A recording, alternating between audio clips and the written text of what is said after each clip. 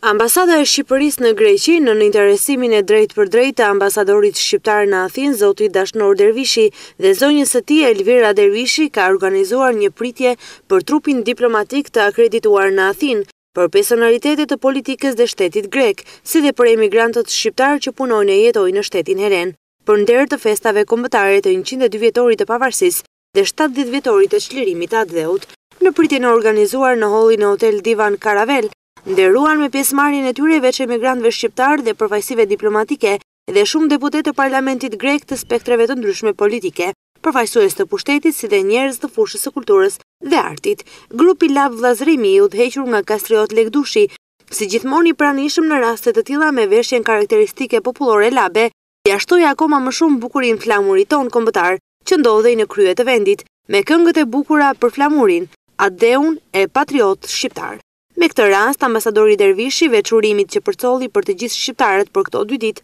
të shënuara historike të popullit shqiptar, do të vlerësonte edhe evolimin e diplomacisë shqiptare në forcimin dhe bashkëpunimin rajonal të fqinjësisë së mirë dhe veçanërisht marrëdhëniet e shkëlqyera me Greqinë. Vlen për të theksuar se gjatë viteve të fundit marrëdhëniet diplomatike mes Shqipërisë dhe Greqisë kanë evoluar dhe kanë pasur një gamë të madhe ndryshimi në forcimin e marrëdhënieve reciproke, fal edhe punës së shkëlqyer të kryediplomatit shqiptar në Athinë, zotit Dashnor Dervishi, i cili tha se këto marrëdhënie do të forcohen akoma më shumë në të ardhmen.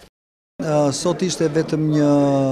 pjesë e festimeve të mëdha që ambasada jonë bashkë me komunitetin shqiptar në Athinë dhe në Greqi kanë festuar gjatë, duke filluar që nga fillimi i muajit nëntor.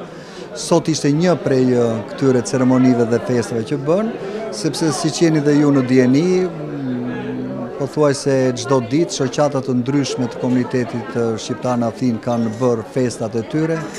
dhe akoma do të vazhdojnë deri në fund të muajit në kuadrin e,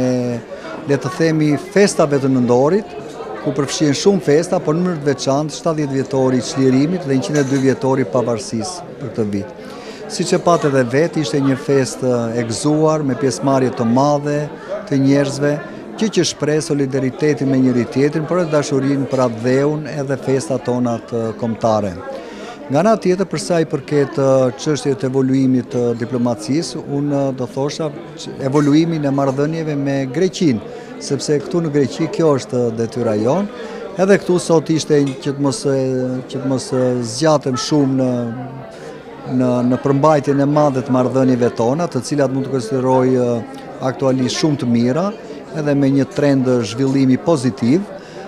por edhe sot ishte një pasqyrë këtyre marrëdhënieve me pjesëmarrjen e madhe jo vetëm të trupit diplomatik, por në mënyrë të veçantë autoriteteve më të larta të shtetit dhe qeverisë greke,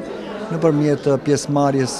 nga të deputetëve nga partitë ndryshme, të autoritetet të larta të Ministrisë Jashtme, të presidencës, qeverisë dhe institucione të tjera shtetërore. Pra dhe sot pjesëmarrja ishte një tregues i këtyre marrëdhënieve.